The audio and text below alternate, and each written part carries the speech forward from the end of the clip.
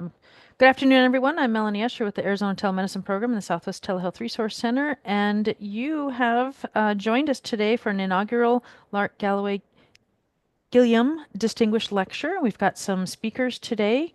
We'll hear a little bit more about them as I get through our slides.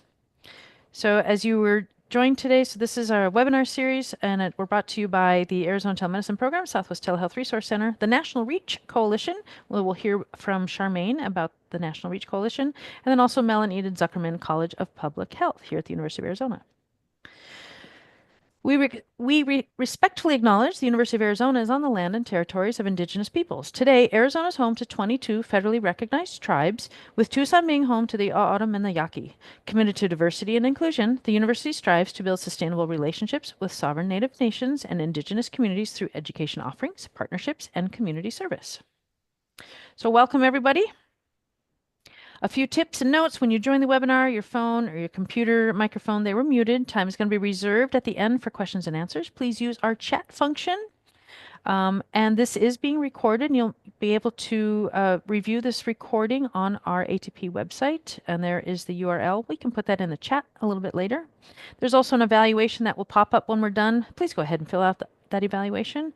And this is, we get a bunch of different ideas from those evaluations for what you would like to hear about next. You can also check our website for upcoming webinars and events. And this is the URL for the evaluation. We'll put that into the chat as well. Again, here's our panelists, and I'm going to introduce Charmaine Ruddock, who is with the National Reach Coalition. And let me go ahead and stop sharing. And Charmaine, go ahead and talk about the National Reach Coalition, please. Thank you, Melanie. So welcome all to the inaugural Lark Galloway Gilliam Distinguished Lecture. Before I start, it would be remiss of me not to acknowledge that it is a collaboration with our wonderful partners, Arizona Telemedicine Program at the Southwest Telehealth Resource Center, the Department of Health Promotion Sciences at the University of Arizona's Mel and Enid Zuckerman College of Public Health that make these webinars possible. So thank you to Melanie and to Chris and to all who have over the years provided us with the kind of technical support that have allowed us to do this lecture and webinars that we've done in the past and webinars that we hope to do in the future. So this 2024 marks the 20th anniversary of the launch of the National Reach Coalition, a coalition founded by Reach grantees that were funded by the CDC as part of its racial and ethnic approaches to community health initiative to address racial and ethnic health disparities with the ultimate goal to eliminate those disparities and establish health equity. Given that our 20th anniversary comes this year, one of the most consequential election years in America's recent history, members of the NRC's board thought it appropriate to launch its Lark Galloway Distinguished Lecture Series now. Why? Why would we think of it in terms of this 2024 election year? The reason, a little more than 20 years ago, a group of CDC's Reach grantees got together to address a recent development where 5 of the Reach grantees' funding was being eliminated. As we brainstormed at the time, Lark as head of the Community Health Council, a Reach grantee, though not one of those being cut, led us into a strategy session where we decided that those of us who in our respective organizations and community had experience advocating with elected officials for matters of importance could do something about this. And so, led by Lark and others, we reached out to elected officials, to senators and Congress members to champion the cause of these Reach grantees. And we were successful. Their Reach funding was not cut. was in fact restored. And so through those efforts, we successfully realized that not only were we able to do this, but that we could build on the lessons we had learned. That REACH grantees working in communities of color, American Indian, Hispanic, AAPI communities, Black African Americans that had been historically under-resourced, marginalized, and which had some of the highest rates of health inequities in cancer, infant mortality, maternal health, HIV/AIDS, diabetes, cardiovascular disease. That through the power of community, amidst jointly shared goals, should take on the responsibility to inform and educate elected leaders at the federal, state, and local levels to provide the kind of funding, the resources, and the policies that could make the kind of transformative change happen. A longstanding friend of the National REACH Coalition, Daniel Dawes, has written a seminal book on this subject, Political Determinants of Health. And through Daniel's work, we have understood that the political determinants of health focus on three things: voting, government, and policy. We also, as an impetus for this lecture, had been intrigued by the fact that the University of Wisconsin, through its report on the county health rankings, had been paying particular attention to civic engagement, of which voting is a very important part. And so with that, we decided that we were going to invite them to be part of this lecture to share with us their insights.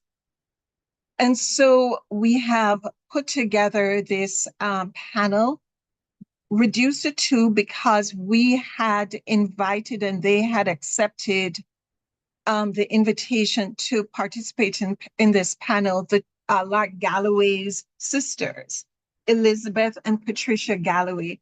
Unfortunately, they have a brother who has been hospitalized recently and having to handle the problems with navigating the healthcare system on his behalf does not allow them to join us this afternoon.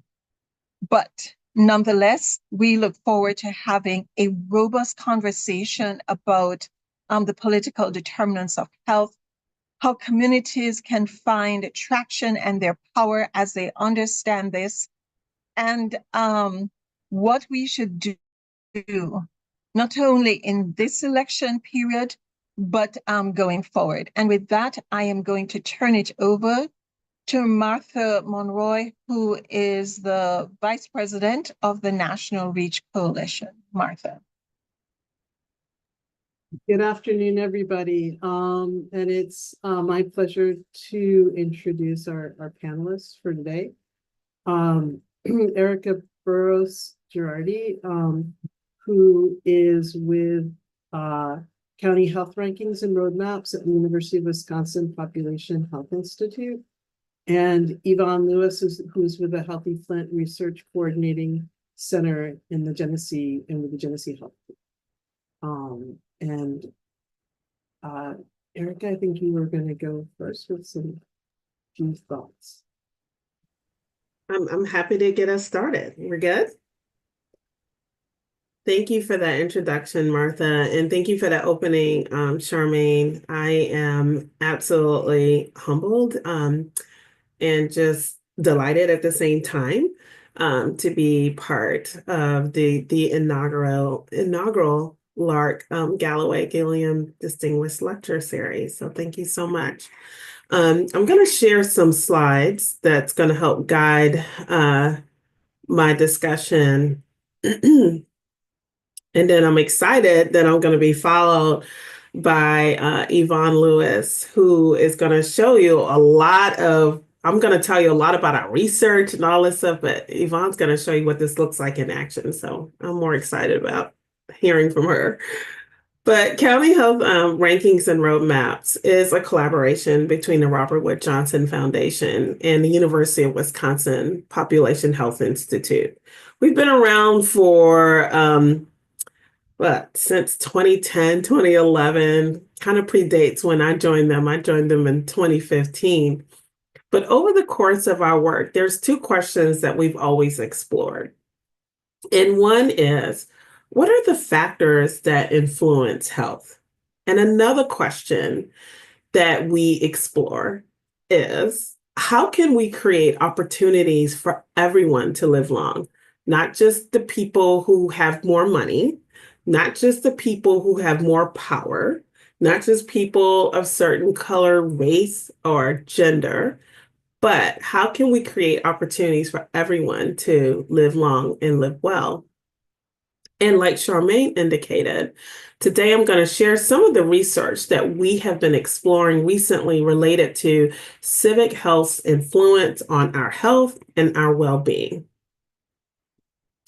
So again, that first question that we explore in our research is, what are the factors that influence health? Well, as it turns out, there are many factors that impact our current and future health. And what you see here is what we call our rankings model. And it provides a visual of these factors. On our website, you're going to find at least 80 measures that fall into one of these four buckets of health factors that you see in the darker shade of blue. Health behaviors are the types of factors that people kind of think of first when they think about what is health. Those are the factors that include measures like diet and exercise, tobacco use, those type of individual measures. Next, we have a bucket of clinical care. That's because access to affordable and timely and quality clinical care is another important factor that shapes the future of health of any community. And then there are the social and economic factors. They include education, income, community safety, all of those things that give us the types of social supports needed to enable healthy choices, afford medical care, housing, and manage stress. That last bucket is the physical environment. This is where communities live, learn, work, and rest. And we interact with our physical environment through the air we breathe, the water we drink, our houses that we call home, transportation to work, school, etc. All of these make up our physical environment and can create opportunities for better health in any community. Now, notice in our model, we also distinguish policy and programs. Why? Well, we know that policies and programs can influence how communities may experience any of these health factors. For example, some of you might be familiar with the program called Safe Routes to School. It's a scientifically supported program that increases physical activity. It also has added benefits like pedestrian and cyclist safety. It even has benefits of reduced emissions in the environment. So policies and programs can actually influence all or just some of these health factors. So again, it's well understood that safe housing, access to nutritious foods, livable wages, all of those things outside of the doctor's office influence how long and how well we live. And many of us know this as the social determinants. But one of the questions we at County Health Rankings and Roadmaps have been asking lately is the same question that Daniel Dawes has been asking. What shapes conditions and determinants? Like, what are the policies and the laws, even traditions, that shape a society? Let me put it this way. Who decides which places receive adequate resources for people to live and to thrive? Who decides whether a community has access to safe and affordable housing, good paying jobs? Because all of these are important to health. Well, what we're finding is that these factors are shaped by power and structures, such as laws, policies, beliefs, worldviews, even narratives. So again, health policy researcher Daniel Dawes coined the term political determinants of health to define these determinants. And CHR&R explores the structural determinants of health. Now, the structural determinants of health are a bit broader, but they're very similar. They're pretty much encompass what Dawes has been looking at. So Mike is chatting a link to one of but we have a podcast. So he's chatting the link to one of our podcast episodes. And in this particular episode, we interviewed Daniel Dawes about the political determinants of health. Be sure to check out that podcast episode, not now, but another time. But what we're finding is that, same thing probably you already know, people in groups who hold more power shape society's rules. Okay? People in groups who hold more power get to determine what the rules are and how they're applied.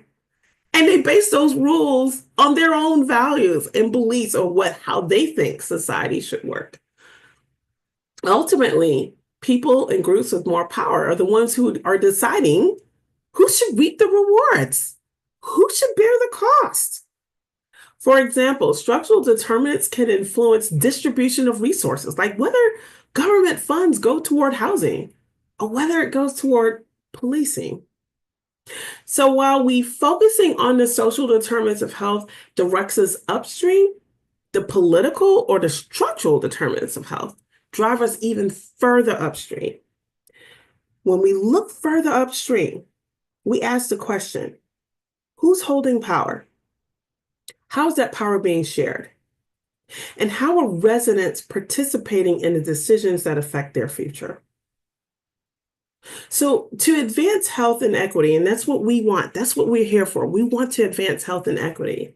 We have to go beyond the social determinants. We've been looking at social determinants for 2 decades. We got to go beyond that. We got to go beyond the decisions about saying, okay, well, we need affordable housing. Yes, we know we need affordable housing, but we got to look at shifting power and mindsets. We got to turn our attention to the structures like the laws, the policies, the narratives, all that stuff that sits behind the decisions of whether or not a policy makes things accessible for people. And it will require input from everyone to make these changes. So that's why this year, County Health Rankings and Roadmaps looked at 2 elements of civic health. Now, Charmaine talked about it earlier. She was talking about our civic health report. It came out in March of 2024. And in our report, we identified 2 elements of civic health. One is civic infrastructure. It sounds really jargony, but really civic infrastructure is the places and the spaces where we meet to make our voices be heard, the places that we engage in cultural activities, and the places where we feel like we belong, where we are assured of that belonging. Civic infrastructure also means, how do we cultivate those spaces? Like, how do we keep them clean? How do we make sure they're available? How do we make sure they're accessible? How do we make sure they're funded? All of that goes into civic infrastructure. And there's another bucket we're looking at in civic health, and that's called civic participation, sometimes called civic engagement. Those are the ways people engage in a community to improve their conditions. And there's several ways that we can engage, right? Voting is one. But there's other ways we can make our voices be heard. We can advocate, volunteering, mentoring, participating in unions. All of these ways are parts of the ways that we can be civically engaged in our communities. So we look at those 2 elements, infrastructure or the spaces, participation or the ways. Both are important if we are going to make decisions and have a say in our future, both the spaces and the ways to engage. What we're finding though, interesting, or probably not surprising, or maybe not even surprising to you, is that civic opportunities or civic health opportunities are not the same across the country.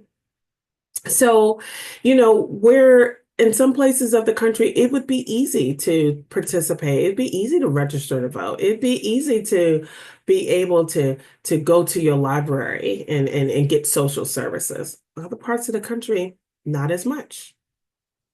What we found is that in the healthiest counties across the United States, when we look at quality of life and length of life, the healthiest counties have well-resourced civic infrastructure. Remember, civic infrastructure are the spaces where people connect. One of those spaces are virtual spaces. So in the healthiest communities across the United States, they have better access to broadband. They also have better access to local news outlets. They have better access to libraries, and they visit the libraries more when compared to counties that are the least healthy. And these counties also have better social and economic opportunities when there's well-resourced infrastructures. Kind of makes sense. It kind of goes hand in hand. If you got better access to broadband, if you got better access to all of this stuff, the things that you need to thrive, then that brings in jobs, right? So then you have better economic opportunities. It's a cycle that feeds itself. So let's take a closer look at what these differences look like. Now, what you see here are two measures of civic health that we offer at countyhealthrankings.org. Remember, we have over 80 measures. I'm just pulling out two that I want you to look at. Now, I don't have to tell you how important voter turnout is. It is extremely important. And like Charmaine said, perhaps now more than ever, as we're looking at an election that can have a significant impact on our future. Civic participation is just as important. I don't know why people sometimes don't necessarily realize that, but oh my gosh, people don't realize civic participation is so important because those numbers can indicate need for new roads, hospitals, schools, and other public sector investments, not to mention the congressional seats and the redistricting that is tied to the census. And I keep saying civic participation, I wouldn't say census participation. So census participation is extremely important. So what I want to do is I'm going to nerd out a little bit because this is really important, but I'm going to break it down. I'm going to share some of the data and the types of data that you can find on our website. My goal in sharing this information is to show you just how important it is to participate in your communities. I want to be able to show you that there is a link between civic health and health outcomes. There is a link. So I want you to see this association here. And this is the reason why we're going to nerd out. I want you to nerd out with me for a few minutes. The blue bars here represent the healthiest counties in the nation. The red bars represent the least healthy counties in the nation. So the pattern that we see in our research is that if you look at voter turnout and census participation, and those are on the curved graphs, what the pattern shows is that counties with higher voter turnout and census participation are also the counties that have better access to broadband, libraries, parks and recreation facilities, and adequately funded schools, and more opportunities to connect through social connections. So I want you to look at this access to adequately funded schools. Look at that stark difference. Look at that. So the counties, the healthiest counties, 10%, the top 10% of healthiest counties compared to the least healthy counties in the country. Look how the vast difference in school funding for these particular, it's stark. It is so stark. And then I want you to look at these maps. Nerd out with me for a little bit more. We started collecting data around 2010. I mean, this information is available. It's publicly available. But in 2010, this is what the map looked like when we looked at the least healthiest counties across the nation in 2010. 10 years later, in 2020, this is what the map looks like. So I'm going to put the maps beside each other. 2010 on the left, 2020 on the right. What do you notice? Do you see a pattern?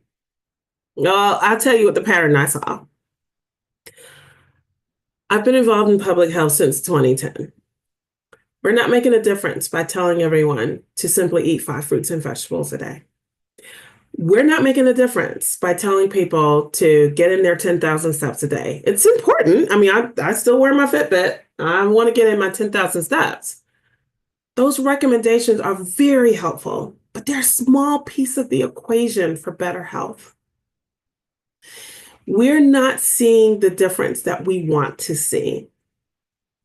And speaking of fruits and vegetables and getting those 5 fruits and vegetables in a day, when was the last time you looked at your grocery bill when you tried to buy 5 fruits and vegetables a day for the entire week? So that brings me to yet another familiar pattern. And that is the social and economic opportunities across the country. Here you see the counties in blue. Those are the ones that have the better social and economic opportunities, and the counties in red have fewer social and economic opportunities. Those in red look a lot like those same spots that we saw from 2010 and 2020. Communities that have been cut off from investments or have experienced discrimination have fewer social and economic opportunities. So these gaps disproportionately affect who? People of color and people living in rural areas. And disinvestment can manifest itself in a variety of ways. It can show up as, well, we have limited public services. Why? We just don't think it's important to invest in that. It can also show up in the lack of motivation from people who do have power, the lack of motivation to even care. I'm not going to worry about it. I'm just going to channel my money somewhere else. We're not going to channel into infrastructure or community development. Disinvestment really hurts because ultimately this inaction, this failure to invest in areas that need it the most only intensifies existing inequalities and impede economic growth. And when economic growth is stifled, we see less opportunities for health. One last map I want to show you. Thank you for nerding out with me. I want to ask you a question. Does this disinvestment happen randomly, or is it connected to history? If you chose it's connected to history, you chose the right answer. Yes. We see notable regions in our country like Appalachia, that's shown here in green, where we have failed to invest in rural economies.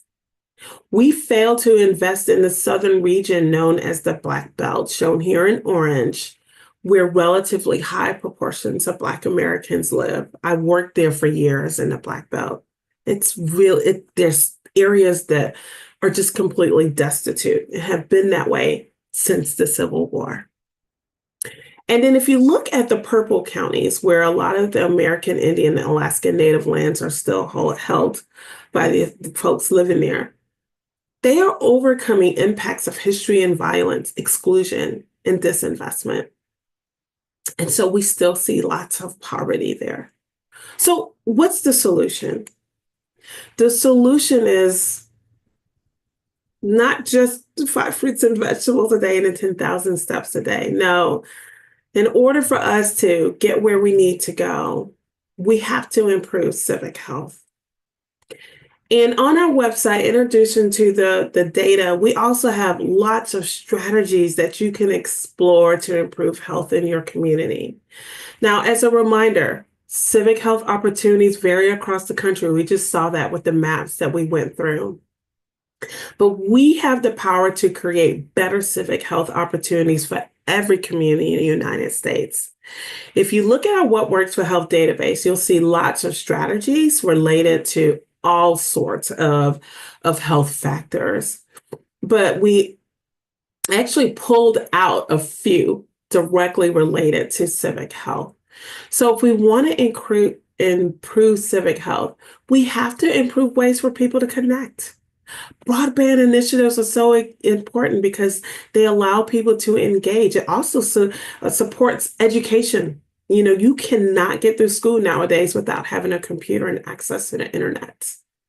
It's ways that people engage with their doctors through telemedicine. It's ways that people apply for employment. Broadband is essential. Public libraries are essential. We just went through a public fight in the county adjacent to me because they wanted to close a public library. And thank God people showed up in mass and said, you will not close our library. You will find a way to redirect funds so we have a library. Libraries are gathering spaces for people to have social programming, civic programming, cooking classes. We need our libraries. And if you want to deepen civic participation, make sure people have access to being able to vote. Voter registration is so important. We need to improve opportunities for people to vote and make it easy for people to vote, not make it hard. Participatory budgeting is one way that communities can have a say in how public budgets are spent. And one strategy that's showing promise is called, in decreasing polarization, is called public deliberations. It's a way that people can get together and have facilitated conversations about diverse values and perspectives about a topic of concern. So we're going to make sure that you have links to all of this stuff so you can learn more about these strategies. And I want to tell you about other things you can do. All right. Show up to your town halls, show up to charrettes, tell your story to policymakers, tell your stories to decision makers. I love the inspiring story that Charmaine was telling about how Lark showed up for other people, for other REACH grantees. Her funding wasn't even threatened, but she showed up for others. Show up for others. Show up to your town halls. Talk to your elected officials, and talk to your decision makers. Engage the media. Tell your story to the media. Let people know how important health is to your community and your health concerns, your housing concerns, etc. Partner and strategize with advocacy organizations. Don't do this alone. Be a Lark. Be like Lark was. Even if this is not affecting you, stand in solidarity with those who need you. The stakes are too high. And I promise you that when you are helping someone else, you're also helping yourself. And treat the census as if your future depends on it, because it does.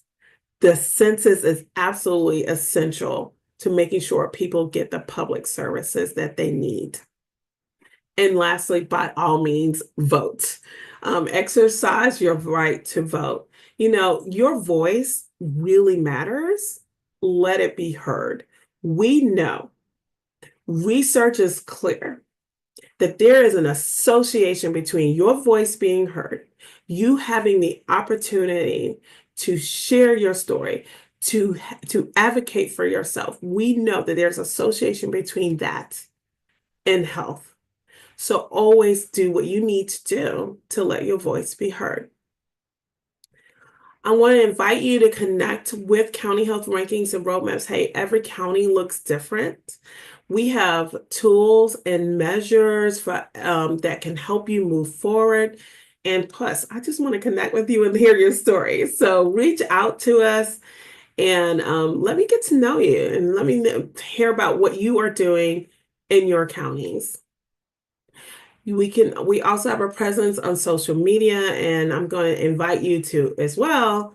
Be sure to sign up for our newsletter. If you subscribe to our newsletter, you'll have access to our webinars and learn about when they are being produced and when they're being live streamed. You will also have access to our podcast as well as all of the other resources and stuff that we offer at County Health Rankings and Roadmaps. So again, thank you so much for allowing me to be able to share. And I'm looking forward to hearing from Yvonne, because she's going to show you what this looks like in action. I nerded you out. She's going to have the fun stuff. So thank you so much. Thank you so much, Ericka. And nerding out's fun. We need both. So, Yvonne, talk about what this looks like on the ground and all the successful projects that Flint has been able and Genesee County has been able to implement. Thank you, Martha, and thank you, Ericka, for sharing all the information with the data, because the data is important. For those of you that are listening, my name is Yvonne Lewis, and I do not have slides today because I have been asked to just have a conversation with you, just to talk with you about our experience here in Flint, Michigan, related to social determinants of health, political determinants of health, overall health and well-being, and what and how the important voice of community makes a difference. I want to also thank Charmaine. Charmaine, thank you for that introduction, because it reminded me of 2000 and whatever that year was, when we as REACH partners, because Genesee County was one of the original REACH partners, and we had the privilege of working with Lark, actually with going on one of the trips to the Hill to talk about how important it was to ensure that funding was maintained for all of the grantees for the work that was being done.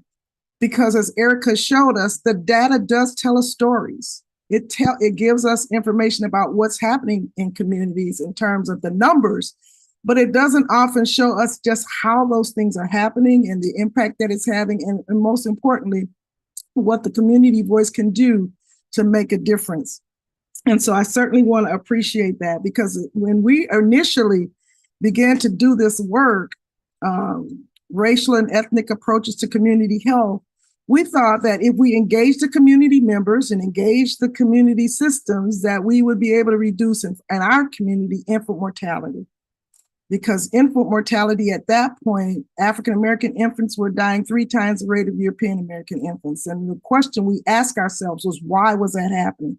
Yes, the data was giving us those facts, but why was that happening? So in our work with the REACH Coalition, we were trying to find out what happened, why, and what we could do about it. And one of the things that we thought we would do was engage the community voice. If you really want to know what's happening community, talk to the community and find out what's happening, what from their lived experience, and allow their voices to help us to determine what to do about reducing the complications, the barriers, the situations that we're seeing.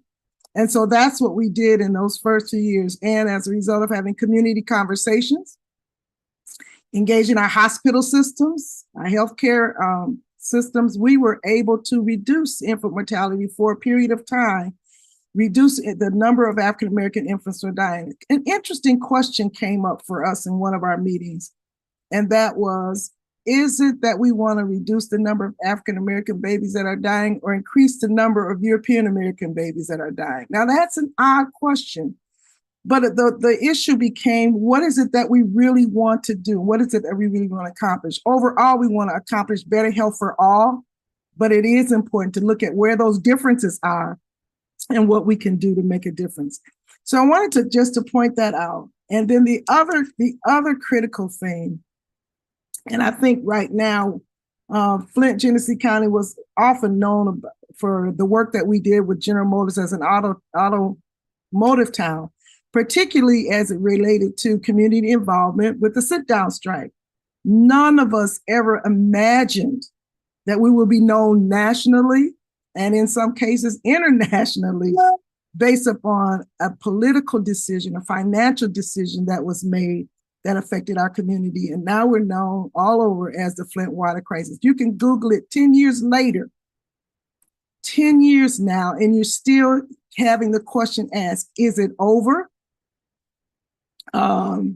Because quite frankly, I don't know if it'll ever be over in our lifetime because of the impact that it had on people's lives. It is an ongoing conversation. But from the political perspective, from the decision-making perspective, what happened? So for those of that are not aware, Flint was assigned an emergency manager because of financial challenges in the community. And the financial managers, along with some community officials, made the decision that if we switched the Flint water source, they could save some money. Not a lot of money, and the amount of money that was to be saved, it varies, but You know, someone said at one point, saving $100 by making this decision. The impact thousands, hundreds of thousands of lives. Well, the decision to switch the water source from what we know as the Flint water source to the Flint River created quite a challenge, though we were told that it wasn't going to be a problem at all, that this was going to not make a big difference. We weren't going to see any differences. So that switch happened on February 25th, 2014. It was not very long after the switch, which many of the community residents, when we heard about the switch, didn't think it was a good idea from the beginning because of the history of the river being used for discarding industrial waste, if you will, from the General Motors and the related industries. But we were told it was going to be okay. Not many days afterward, the signs of a problem emerged for community members. The way the water smelled, the way the water looked, and even the way the water tasted and the way the water felt. It felt like the water was harder, people were getting rashes, the smell, not a good smell, but also the water was discolored. We have people who were showing up with bottles of water that were brown. You turn your tap on and the water is brown. Now, I've raised this to say, this is really where the critical input of community voice made a difference.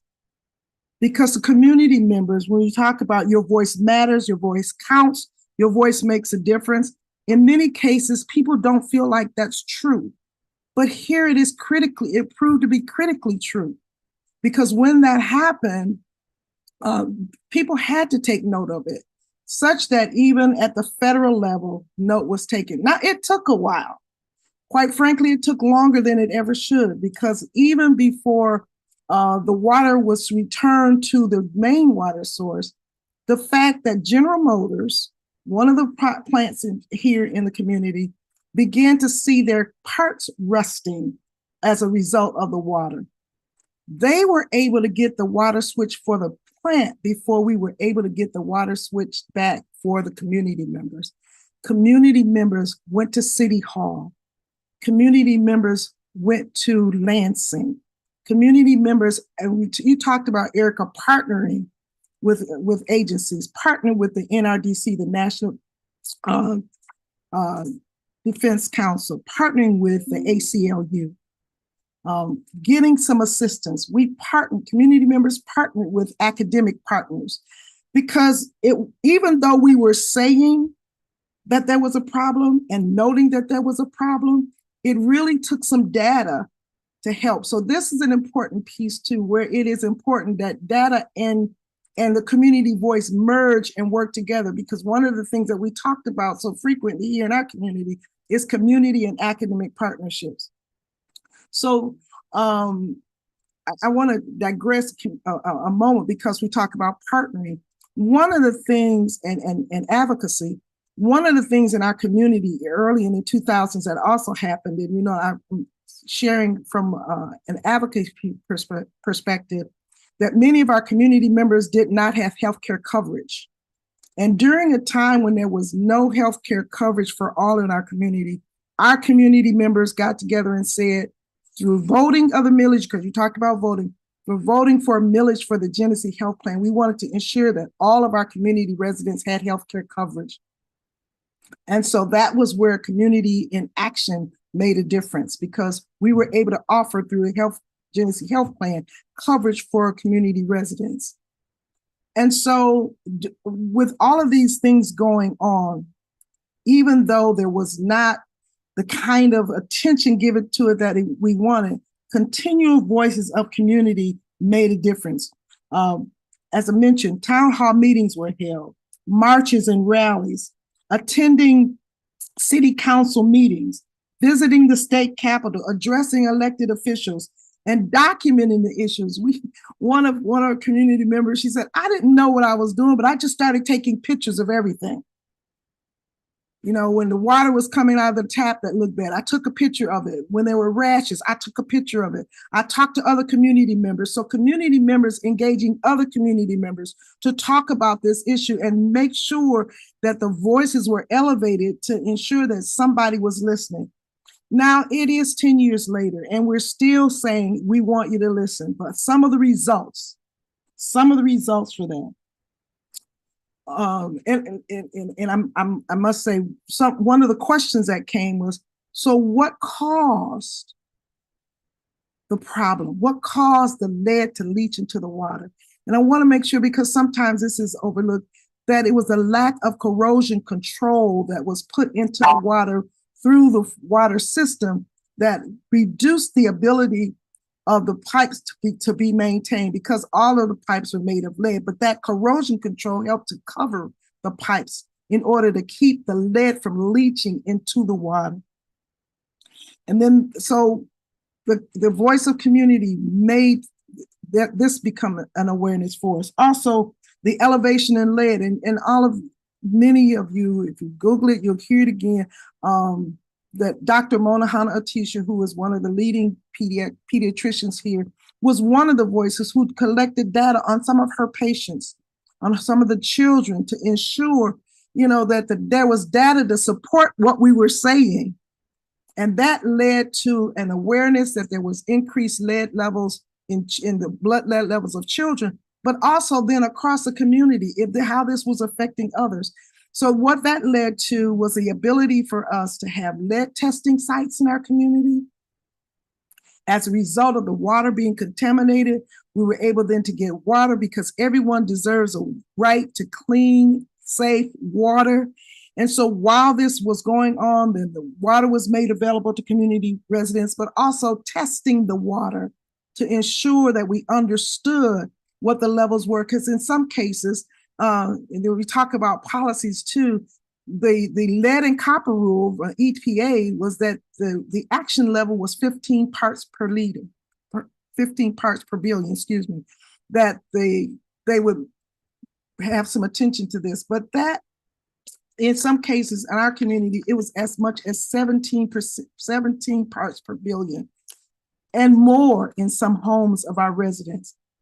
So it was important. The voice of community was important to make sure that these issues that we were being raised were being addressed. And so there were some changes to the lead and copper rule, proposed change that the action level is reduced to 10 parts per million, so per billion, so that some attention is given to it before it gets to that increased level. Because there, according to CDC, there is no safe level of lead.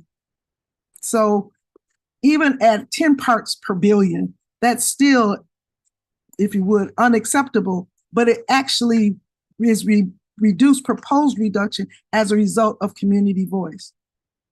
So you can imagine now, I'm going to skip because there's a whole lot to this story and I'm only hitting bits and pieces of it. But if you can imagine now, that happened in 2014. And in 2014, we also, in order to address the water crisis, we had town hall meetings, bringing community members to talk about it and answer questions for them that would allow them to understand what was happening and to know where resources were and how to access those resources. We also then had the Healthy Flint Research Coordinating Center organized in a partnership with the University of Michigan, Flint, Ann Arbor, as well as Michigan State University, bringing our academic partners in collaboration with community to say, these are issues, how do we address these issues? And one of the things we wanted to do was ensure that the community was not taken advantage of, but that all of the community would be considered in the research process. So that isn't research done on community, but research done with community, because it was going to be done. Let's see how we can help coordinate that and make sure it's most effective for our community. One of the things that we had done in those early days was a symposium to help the community understand the research that was being conducted in the community. Well, then we hit 2019, 2020, and everybody knows what happened there. We're in a pandemic. COVID-19. On March in March, we're planning for our annual symposium. When we get word that there cannot be large gatherings of over 100 people initially, and then not large gatherings at all by our governor. As a pivot, one of the things that is critically important in partnerships is that you're able to partner well and pivot well. And so rather than being able to conduct the symposium, we began a community webinar, which we call the Flint Community Webinar on Coronavirus. Now, on the heels of the water crisis, where we were no longer trusting our public officials, where we were no longer trusting some of the information we're receiving from our governmental officials at the local, the state, and the federal level, you can imagine our mayor was involved in making the decision about the water switch at the local level. Our state governor was involved. And then we have the federal level as well, because you have EPA. At all of those levels, there's distrust by community residents. So we wanted, in the face of the water crisis, as quickly as possible, how do we identify credible community voices who can help us address this emergent issue where we were seeing people dying by the hundreds, by the thousands on a daily basis? The webinar provided us an opportunity to galvanize our local officials, our hospital officials, our state officials, our government, even our congressmen would come and talk to us about what was going on as related to COVID-19. The engagement of community is critically important. As you mentioned earlier, in terms of residents' participation, when residents would come on, one of the things that we wanted to do is how do we access, we talk about equity. How do we ensure that all of our community members have access to the necessary resources that they need during this critical time? When we talked about the vaccine, when initially vaccines weren't available, we're just trying to make sure that we get people, making people aware of what they could do in terms of reducing their risk of COVID-19. So that webinar provided that access to that information.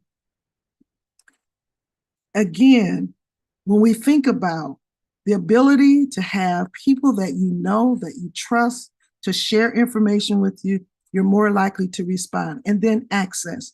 Where are those access points? We wanted to be sure that places in community where people would go and gather, at our local churches and our health clinics, they would be able to go there and access the vaccines once the vaccines were available, and to tell people this is a personal decision. We want to make sure you can make an informed decision, and therefore here's the information. On a weekly basis for over 133 weeks, we provided that information for our community members. So here is opportunity. Your voice counts, and that's what we want to continue to share. Even today, we're saying to our community, after the weeks, months, and even years of not having all of the answers, not having all of the responses that were necessary, but still to get community voices to stand up, speak up, and let their voices be heard through the mechanisms that are available to us in our community. Who you vote for is your decision, but the question was, do you have the information that you need to go out and vote? So I think I'm just about close to my time for wrapping up my talk, but engage. We're still encouraging. Engage policymakers is one of the things, so that decisions that you can influence, town hall meetings and community engagement allow us to influence the thought process of those who are of the decision makers. Show up and then continue to advocate. We're continuing to advocate on behalf of our community. And as I looked at this, Charmaine, and I thought about it the other day, I am so incredibly proud of our community, because as a result of standing up and speaking out, other communities have benefited, even in some cases more quickly than we did. They already have all their pipes changed. We're still working on that. But to know that our experience has not truly been in vain, that others have benefited, but also if we keep standing up, speaking out, and allowing our voices to be heard, critical change can be made and things will happen that will truly make a difference. Take the data. The data alone isn't enough. Community engagement is another part of that. Putting them together makes the difference. Thank you.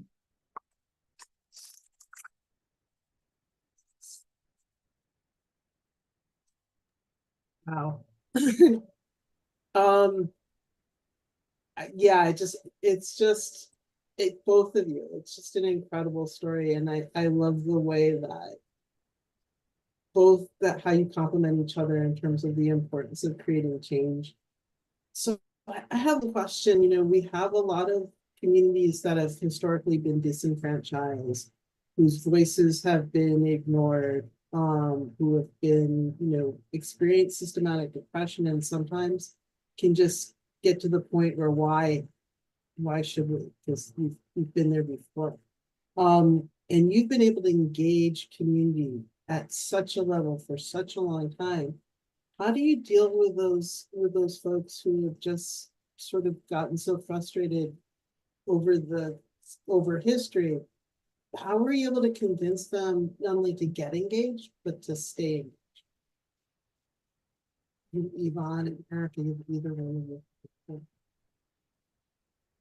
Well, we're fortunate to have some individuals that just won't give up. And now the new generation is emerging, and they're even, I mean, the excitement in seeing some of the younger people utilize the technology, that if you talked about broadband, I mean, utilizing the technology, Instagram, Facebook, polls, just so many different ways that they're utilizing the technology to get information out.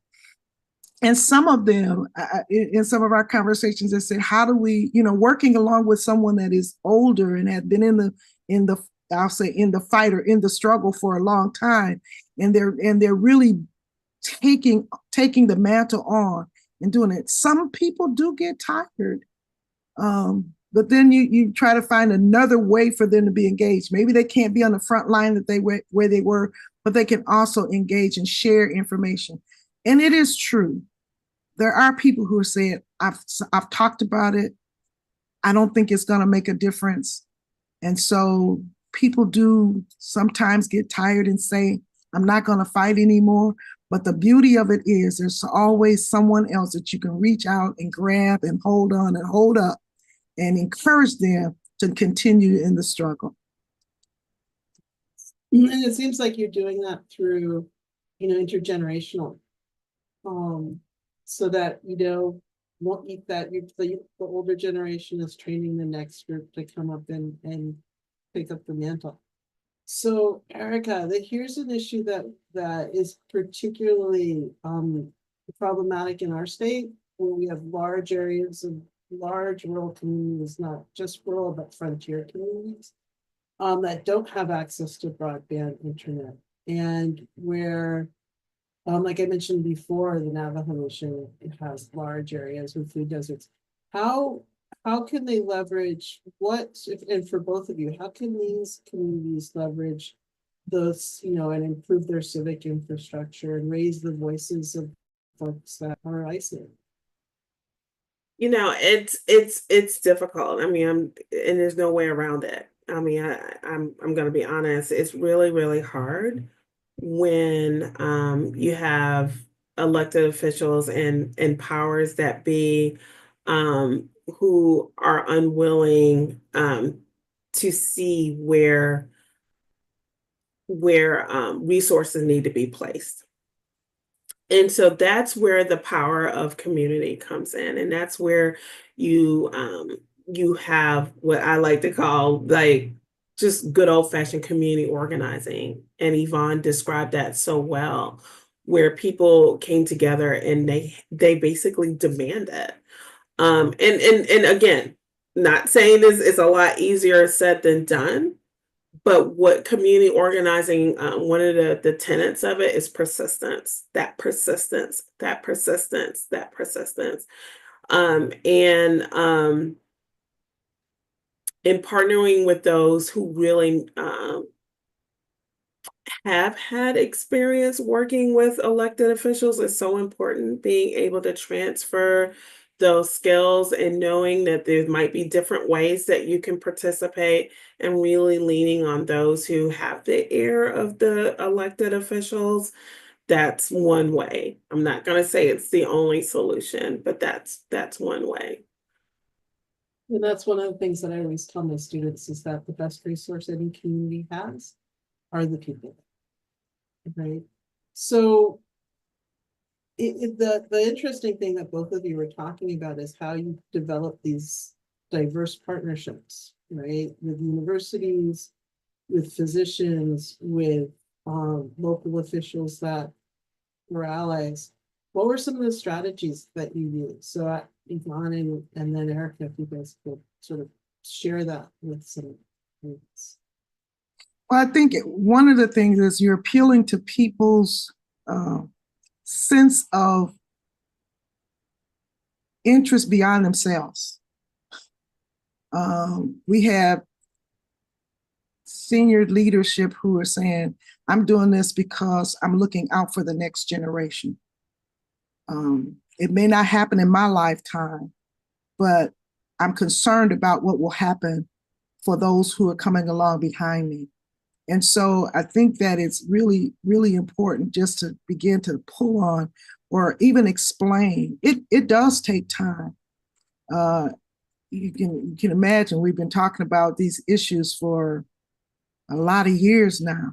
And in some cases, we're still, because policies, and that's the other thing, policies take time to change. They don't change easily or quickly. And so it's important to continue to say, these are things that we need to talk about and discuss, and to ensure that you're encouraging or getting people in place who has similar concerns and willingness to be the voice in those different spaces. I can't be there, but you can be there. Be the voice in that space that can make the difference. And I want to chime in. I want to just, because when those folks are in places, when we vote them, let's say, into office, it's so important that people realize that voting is one way, and it's such an important way for your voice to be heard, but it doesn't stop there.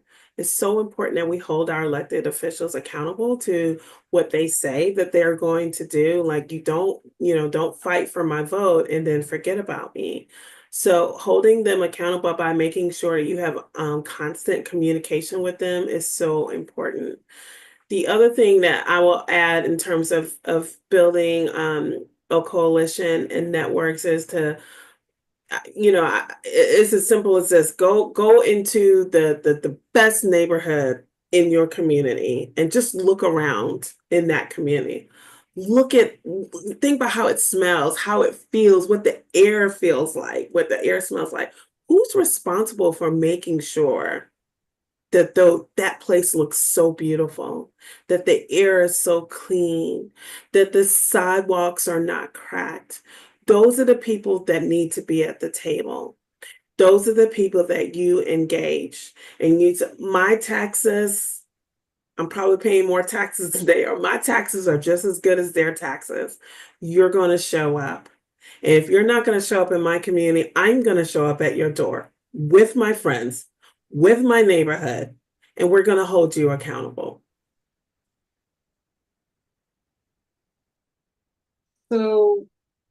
So it really, the power of people's stories, raising people's stories, raising their voices where they're not traditionally heard, or have not been heard, or have not been, the doors have been closed to them, right? So it's pretty much knocking on those doors or figuring out a way to get them open, right?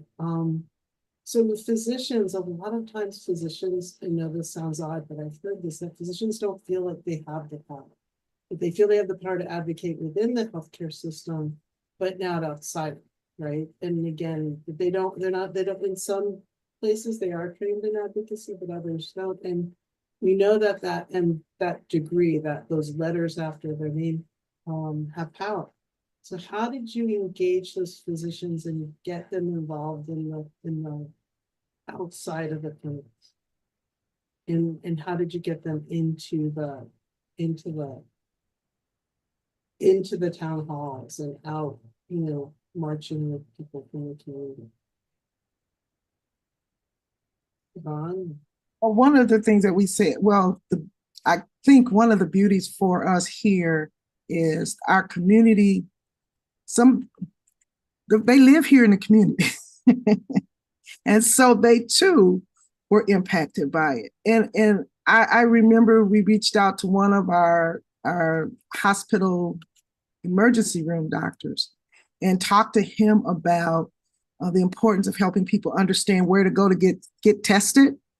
And they showed up. I think it's because the community members had such passion about the importance of this, that those leaders who were like our physician community, and we engaged the leader of our community health clinic, federally qualified health centers, and engaging those leaders, they were able to be those voices and say, our place is a place that you can come and get the services that you need.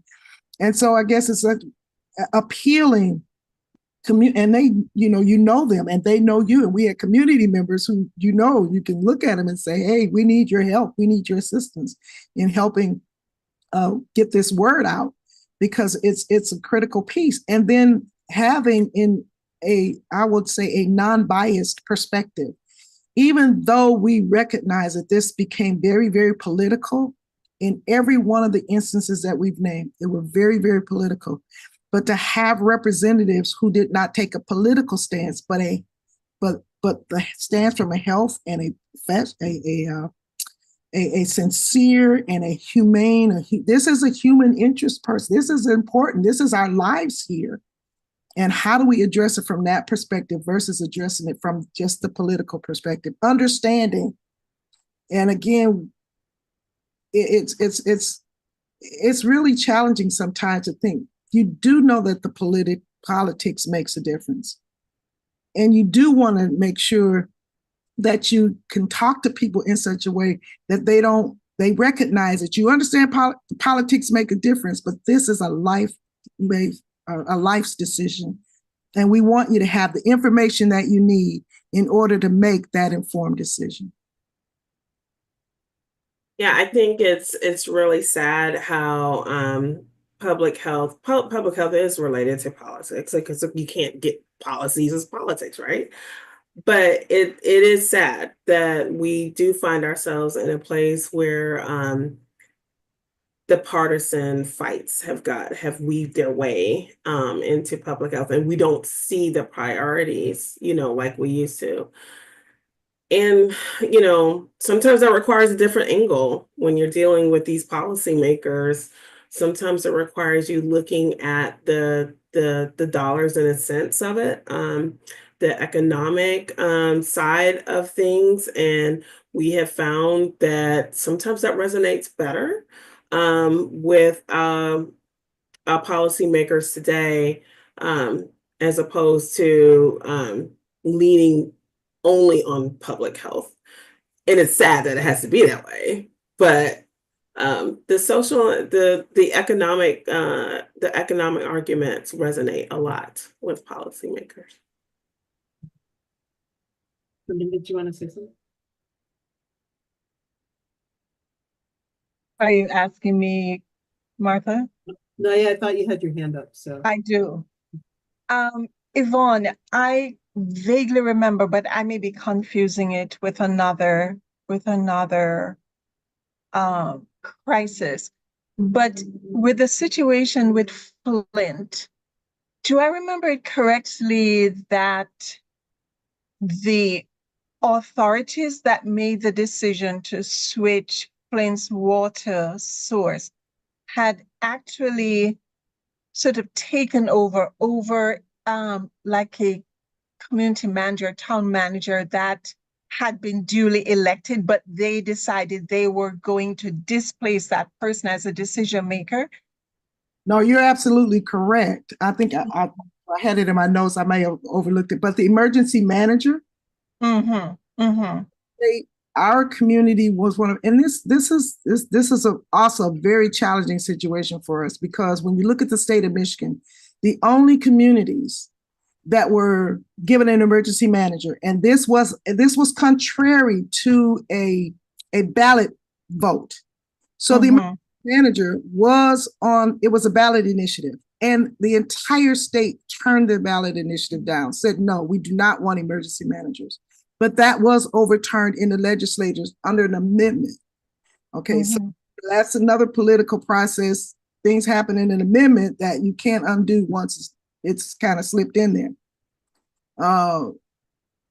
And the challenge here in the state was that Genesee County, or Flint, excuse me, was one of the communities and the only communities that received an emergency manager in the state of Michigan were communities that were predominantly African-American, low-income communities.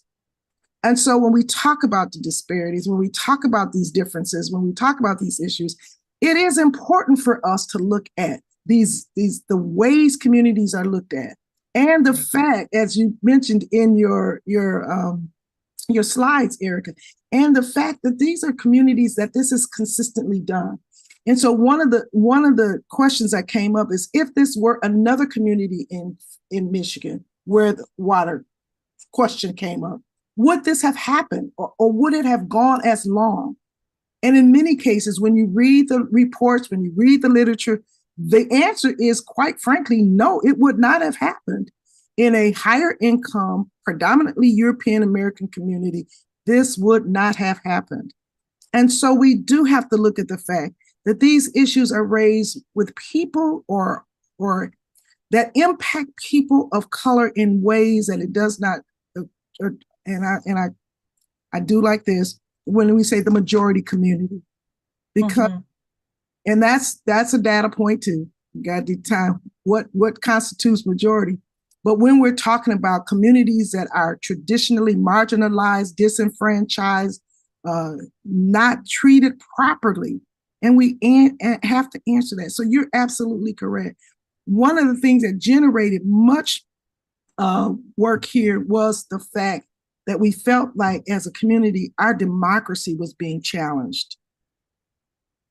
You know, overall, if someone has the ability to change the Constitution and make decisions that overturn your voice, and this is one of the reasons why so many people don't feel like their voice counts today, is because those types of decisions were made, and these types of things, these instances do happen. And so we do struggle at times to tell people, yes, your voice counts. And I think we're seeing that.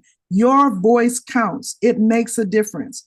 But it also really is important for us to help understand, if we don't get out and continue to speak our voice, it will not get any better. It only allows these stigmas, these challenges, these disproportionate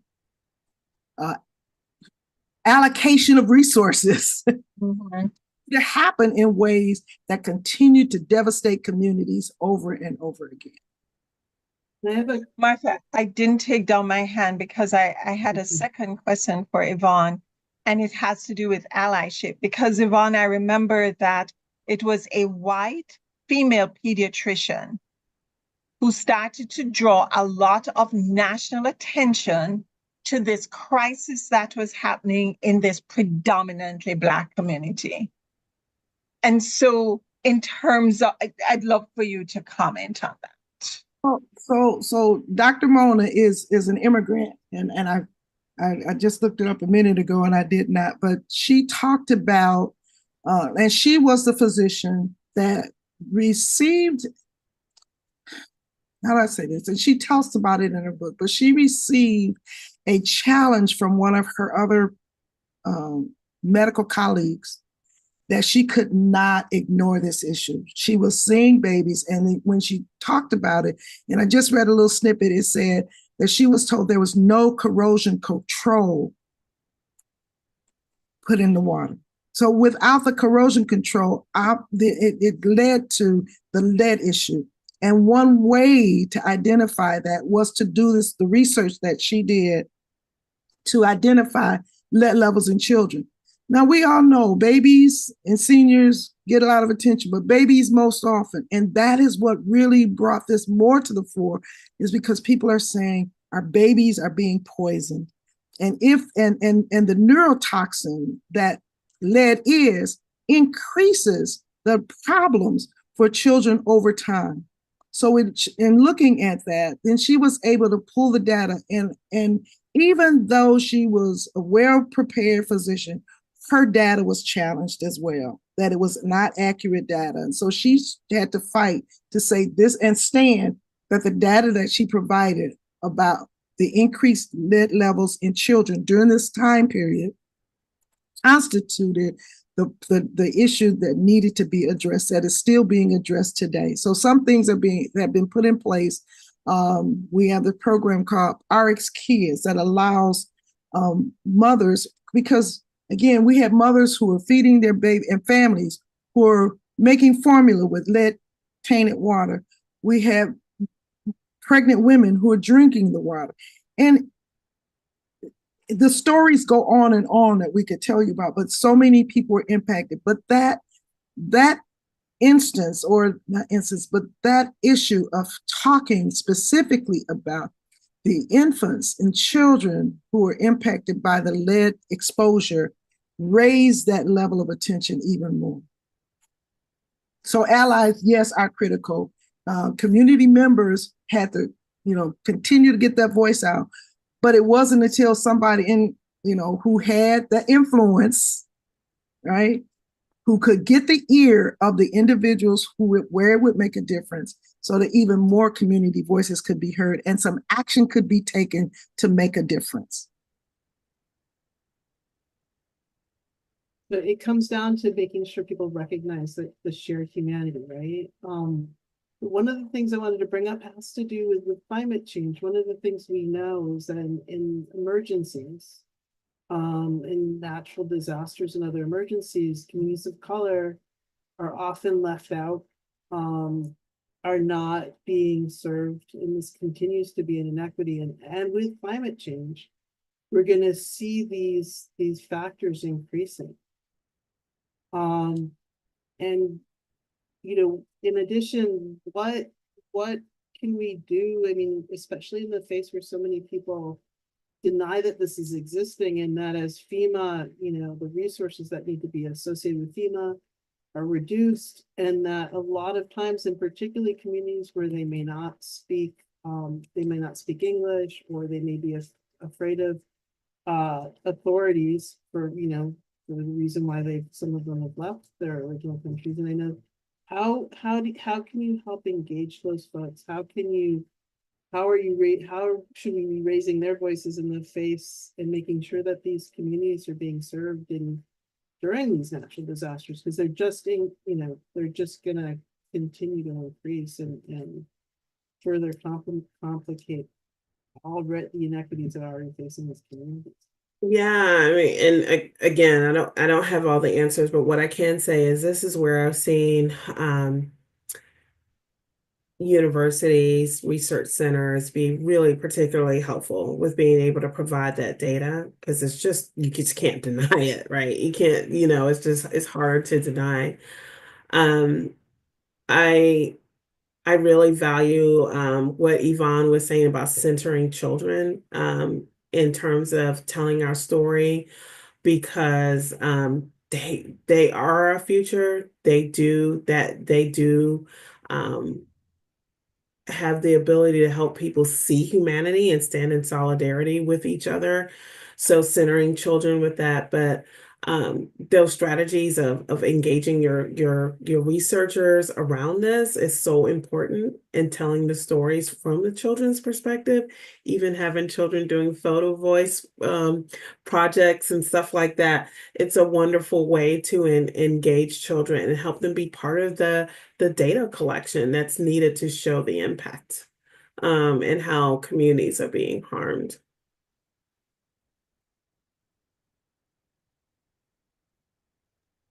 I think another thing too is going back to that issue of allies. One often as a community member, sometimes you don't think about it in terms of a research project or a data collection in those ways, but having allies. I'm reminded so many partners that I take a long time just giving reference to a number of our community partners, because one of the things with our Flint Center for Health Equity Solutions that was a part of it with Dr. Deborah Verholden, we were able to talk to the community about different ways and different things that affect the community, talking about the water crisis with our university partners at Michigan and Michigan State, is relating those inequity issues to the environment. Because we talked about environmental crisis. We have incinerator project that's put in the heart of an African American community, a poor community, that was not allowed to be put in another community. And so when people begin to think, as a child growing up and then wondering where the asthma came from and the other respiratory problems came from, it's important to have community partnerships and being able to engage with your academic partners to allow you to understand the breadth of these issues and how they impact us as a community, because sometimes you just don't know. You know what you're living and you're experiencing, but it isn't always connected to a public health issue or like you're saying, an environmental issue in that language, utilizing that language that helps to make it clear. It isn't always in that way. And now, as we're talking about it, looking at it from the political perspective, it raises the level of understanding that community members have about how to engage in these conversations. So the cross conversation, we call it cross fertilization, bidirectional learning, however you want to call it, community learning from the academic partners, the research partners, and the research partners learning from community, understanding that language, how to take what community speaks to make it academic speaks, to make it doctor speaks, to make it legislative speaks. So we have to figure out how to talk across these different communities, because it really is going to take everybody to be a part of it to truly make the difference. And I think about one of the doctors in our partnership, Dr. Susan Wolfer, was able to take just amazing types of examples and show just something in your kitchen that you would use to give you an understanding of what happens medically. And so it's really so important that we are able to have these conversations. And so we talk about in some of our work, we talk about dialogue sessions and community conversations that allow us. It's an ongoing process. We've had community members just recently. We had a conversation to talk about what's going on post-COVID. If you can call this, we can call it post-pandemic, but it's still COVID, right? And people are saying, we still want spaces to talk. So what do we do now? It's not over. So what do we do now? And so we know that there are potentially emerging new things coming down the pipe. Some new crisis may evolve. What do we do now? Where do we go to continue to have conversations about these issues that affect us in community and learn how to talk to each other across the different spectrums or realms or whatever you want to call them? So how do I make sense of the data? We're talking about now implementation, dissemination and implementation science. How do we take what's been learned and make it relevant? Can we take that and take it out of an academic journal and put it into a newspaper or a newsletter, so somebody who doesn't go to University XYZ can understand how it's affecting them on block ABC? Yeah. So, I'm sorry. Go ahead, Yvonne. It's an ongoing conversation. I don't think we'll get to the end of it today, or will we have all the answers today, but I think the conversations are worth having so we can figure this thing out. No, I love what you're saying, and it just reminded me. I have a daughter-in-law who is a nurse, and she was telling me that when she was in school, earning her nursing degree, about the different tools that she was learning. It was different from the way I learned public health. So I want to tell folks if there are students or if you're in school and you have an interest in public health, if you have an interest in the medical sciences, being a doctor or being a nurse, what have you, um, know that how important it is to pay attention and to engage with community. This has to be a part of your work. It has to be a part of the way you do things. We have to do things in a different way now.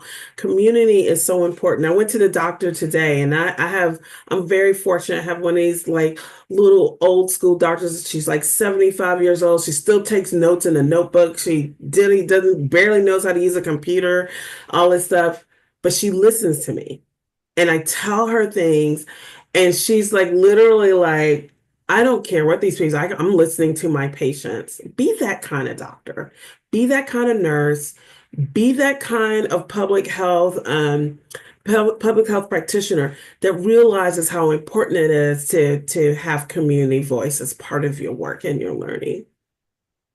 I think one of the other things that we say is we think about it, and again, I have to give credit to all of our community members who are still out, making this working and fighting this fight, because it's an ongoing thing.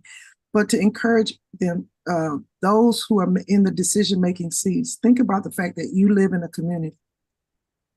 And what would this be like if this was in your community? How would you want it to be? How would you want to make a difference in your community? And for those who have a different lived experience, take the opportunity to communicate or drive through or walk through or spend time in a community that doesn't look like you, a community that doesn't have what you have, and then ask yourself, what would it be like if I lived in this community? And how would I want it to be? And what would I do to make a difference?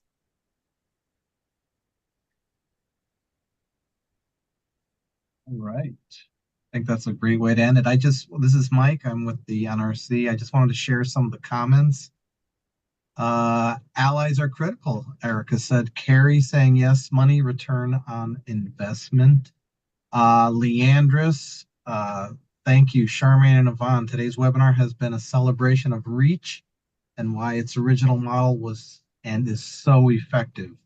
Thank you. You all remain my heroes. Thank you very much. And Charmaine saying, we thank you for your leadership at CDC, Leandris.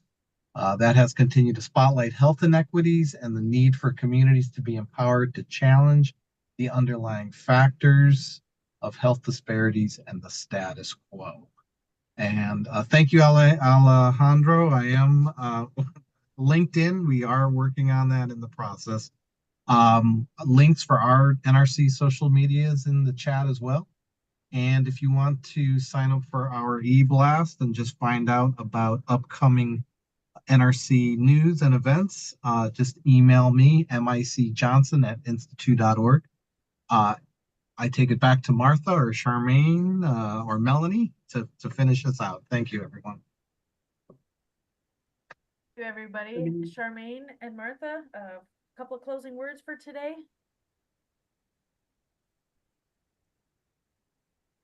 Charmaine, you're muted.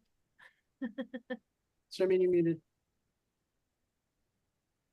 Thank you for moderating this conversation. I want to thank Yvonne and Ericka. As part of as part of honoring Lark for this political determinants of health effort, the NRC also funded 3 community groups to have community conversations about voting as a determinant of health. That work started a few weeks ago, and it's going right up until the very eve of the election. So it goes right up until November 4th.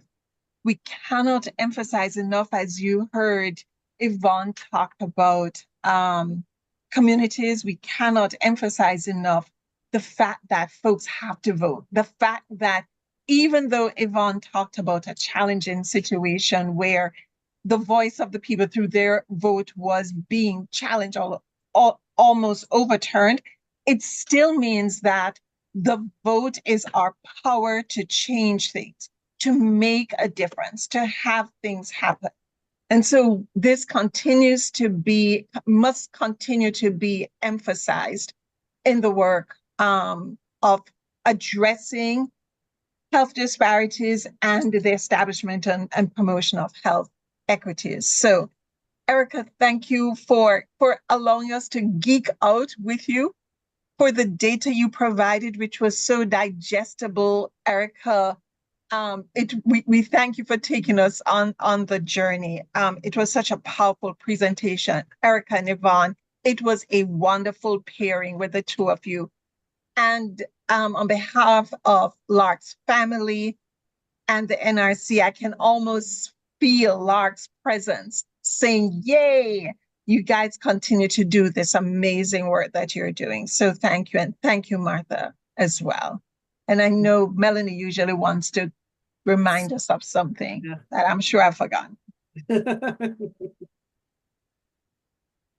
Martha, do you have a couple words before we close up? Yeah, I just want to say thank you for letting me be a part of this. I was geeking out in both of you. I mean, it's just, I love just listening, and I love the power of stories, and I love upraising the power of community and the importance of community and research together. So thank you.